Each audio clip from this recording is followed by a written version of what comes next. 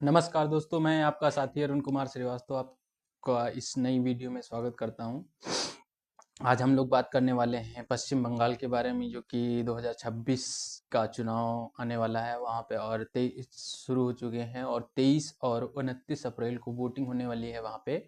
और साथ ही में वहां पे 4 मई को रिजल्ट्स आने हैं। तो हम लोग आइए शुरू करते हैं पश्चिम बंगाल के बारे में बातचीत।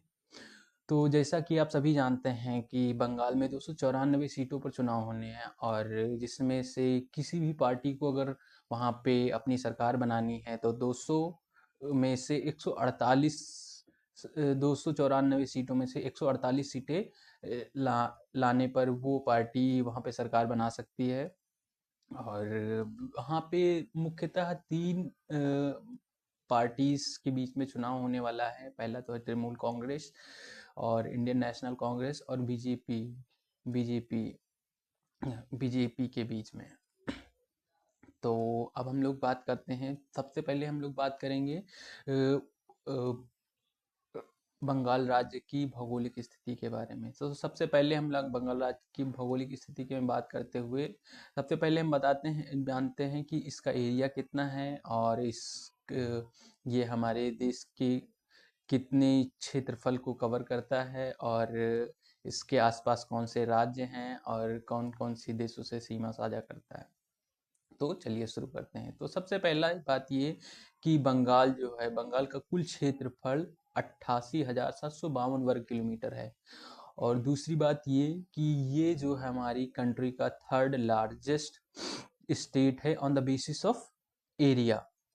और अगर हम इसके उत्तर में देखें तो ये हिमालय पर्वत से जुड़ा हुआ है, और अगर हम दक्षिण की तरफ देखें तो ये बंगाल की खाड़ी से जुड़ा हुआ होता है। और साथ में ये 3 अंतर्राष्ट्रीय सीमाएं भी साझा करता है, जो कि है नेपाल, बांग्लादेश और भूटान के साथ। ये 3 राज्यों के साथ सीमाएं भी अपनी साझा करता है, जो कि एक इसे महत्वपूर्ण बना देते हैं। और अगर हम इसकी टोटल पॉपुलेशन की बात करें तो यहाँ पे करीब 10.4 टू 10.6 करोड़ लोग रहते हैं, और जो कि एक बहुत बड़ी आबादी है। साथ ही में यहाँ पे जो भी इलेक्टर्स हैं यानी कि वोटर्स हैं, वो की संख्या करीब 7.6 टू 7.7 करोड़ के लगभग आसपास है। और अगर हम मौजूदा आंकड़ों की बात करें तो इसमें मेल वोटर की संख्या 3.9 करोड़ है, और फीमेल वोटर्स की संख्या जो है 3.7 करोड़ के आसपास है।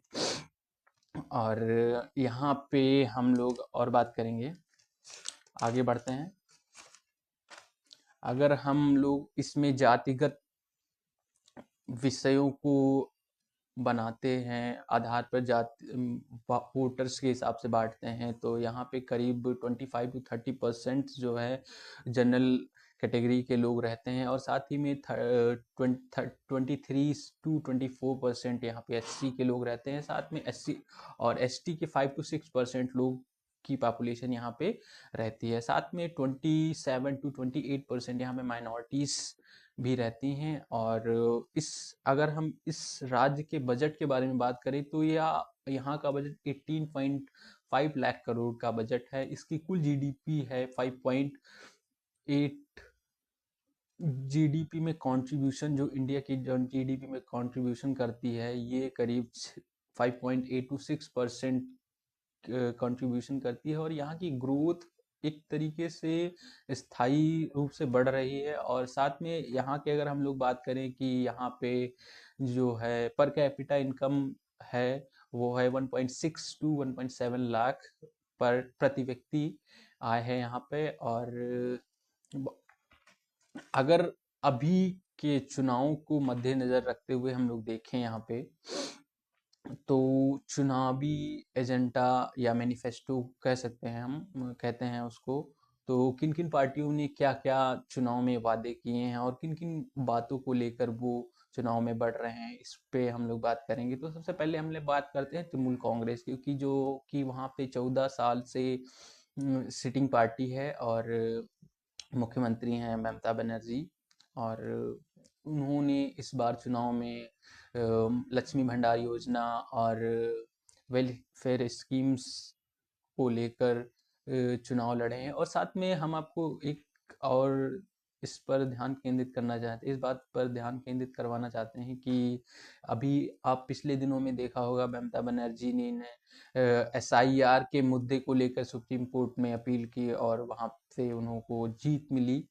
तो ये एक काफ़ी बड़ा फैक्टर हो सकता है वहाँ पे कि चुनाव में लोग जब वोट डालने जाएं तो ये एक निर्णायक भूमिका वहाँ पे निभा सकता है। और साथ में अगर हम लोग अब आ जाते हैं बीजेपी के एजेंडा पर, तो बीजेपी का मेन एजेंडा है वहाँ पे करप्शन। वो बीजेपी करप्शन को लेकर ममता बनर्जी और उसकी सरकार को घेरती हुई नजर आ रही है। और साथ में वहाँ पर लाइन ऑर्डर का भी थोड़ा मुद्दे को लेकर घेर रही है। और साथ में सबसे बड़ा मुद्दा वहाँ पे बीजेपी सरकार ने ये बनाया है कि वहाँ पे बहुत सारे लोग घुसपैठ करते हैं बांग्लादेश से, भूटान से और कई सारी कंट्रीज से हैं, जो कि आगे चलकर हमारे देश में टेररिस्ट एक्टिविटीज में इन्वॉल्व होते हैं और टेररिज्म को बढ़ावा मिलता है।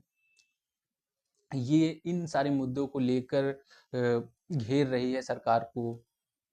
और साथ में अगर हम बात करें कि कांग्रेस अलायंस, जो कि कांग्रेस, इंडियन नेशनल कांग्रेस और लेफ्ट विचारधारा के साथ जुड़कर चुनाव लड़ रही है इस बार, तो कांग्रेस अगर हम देखें तो सबसे, अगर मुझे पर्सनली पूछा जाए तो मुझे सबसे अच्छा मैनिफेस्टो किस पार्टी का लगा, तो वो लगा कांग्रेस अलायंस का। कांग्रेस अलायंस बात कर रही है अनएम्प्लॉयमेंट पे, जो कि एक रियल मुद्दा है चुनाव में उतरने का। और जैसा कि आप सभी लोग जान रहे हैं और आप लोग जिस बात का जो है अनुभव भी कर पा रहे होंगे कि मौजूदा सरकार और जो भी सरकार थी वहाँ पे और पिछली सरकारों ने वहाँ पे अनएम्प्लॉयमेंट के मुद्दे पर कोई ध्यान नहीं दिया। साथ में उन्होंने इकोनॉमिक पॉलिसीज के बारे में भी ज़्यादा ध्यान नहीं दिए। तो इसमें इकोनॉमिक पॉलिसीज को इंक्लूड करती है कांग्रेस, और साथ में वो अल्टरनेटिव विजन्स भी आगे बढ़ाने का प्रयास कर रही है। तो हम चाहते हैं कि आप लोग अपने विवेक से वोट करें, किसी भी पार्टी या किसी भी धर्म, जाति, आदि के आधार पर वोट ना करें। साथ में ये भी बताना चाहेंगे कि आप किस पार्टी की सरकार बनते हुए देखना चाह रहे हैं वहाँ पर। प्लीज़ कमेंट बॉक्स में अपनी राय ज़रूर दें। तो तब तक के लिए धन्यवाद। मिलते हैं अगली किसी नई वीडियो में। धन्यवाद। नमस्कार।